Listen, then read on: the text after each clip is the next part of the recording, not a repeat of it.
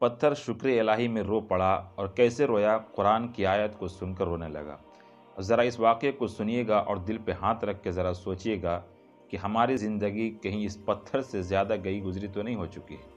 वाक़या यूँ है कि एक बुज़ुर्ग जो है एक जगह से गुज़र रहे थे, रास्ते में देखा कि एक पत्थर पड़ा है और वो पत्थर बहुत ज़्यादा रो रहा है और रोते रोते वो तर हो गया है।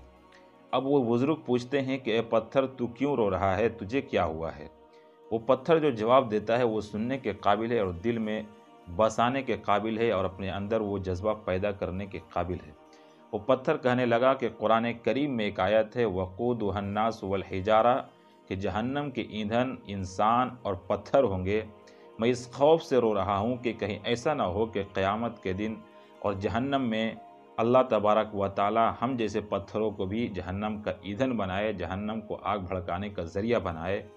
तो इसलिए मैं रो रहा हूँ, ये पत्थर कहने लगा। नाज़रीन, समझने की बात और सोचने की बात यह है कि एक पत्थर तो खौफ से रो जाता है, लेकिन हमारा दिल कितना सख्त हो चुका है और कितना नासमझ हो चुका है कि हम रोज़ाना इन जैसी आयतों को कुरान करीम की सुनते हैं और बारहा हम तकरीर में सुनते हैं, वक़ूदुहन्नास वल हिजारा, कि ऐ मुसलमानों, ऐ मोमिनों, बचाओ अपने अहल आयाल को उस जहन्नम की आग से जिस जहन्नम के आग इंसान होंगे। तो दोस्तों, गौर करने की बात यह है कि वो पत्थर रो रहा है और कुरान की इस आयत को सुनकर रो रहा है कि जहन्नम के ईंधन और जहन्नम के आग जो लहकाए जाएंगे, वो उसके लहकाने के ज़रिए और ज़राए बनेंगे, वो इंसान और पत्थर बनेंगे। तो वो बुज़ुर्ग कहते हैं कि मैंने उसके लिए दुआ की, हाथ उठाया और दुआ करने के बाद कहा कि अल्लाह, आग का ईंधन इसे जहन्नम का ईंधन ना बनाना, आग का ईंधन इसे ना बनाना। तो अल्लाह ने दुआ को कबूल कर ली। अब वो पत्थर शांत हो गया। उसके बाद वो बुज़ुर्ग कहते हैं कि मैं चला गया, दोबारा फिर उसी रास्ते से मैं एक दिन गुज़र रहा था, देखते हैं कि ये पत्थर फिर से रो रहा है। तो इस वक्त जब पत्थर से पूछा कि पत्थर, अब तो क्यों रो रहा है?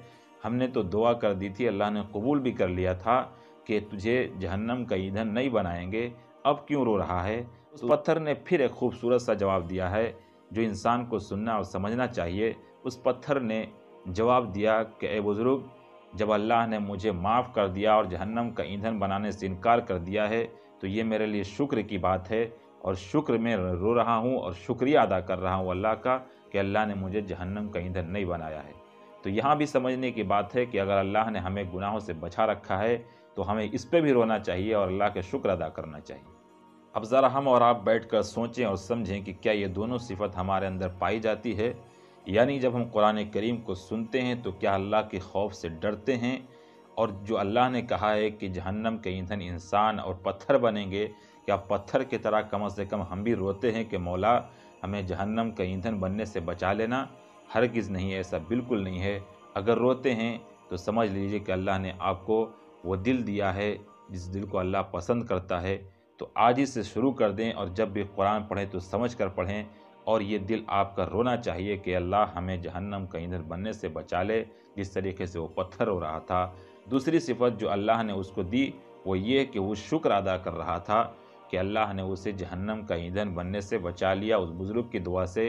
तो हम और आप कहाँ, तो हमें और आपको ये भी देखना है कि अल्लाह ने जब हमें किसी गुनाह से बचा लिया तो क्या हम अल्लाह के शुक्र में रोते हैं या नहीं रोते हैं, और क्या हम अल्लाह का शुक्रिया अदा करते हैं या नहीं करते हैं। तो नाज़रीन, ये दोनों सिफ़त हमें अपने अंदर पैदा करने की ज़रूरत है कि अल्लाह के कुरान को सुनकर हमें डर होनी चाहिए और हमें ये फ़िक्र रहनी चाहिए कि कहीं अल्लाह हमें भी जहन्नम का ईंधन ना बनाए।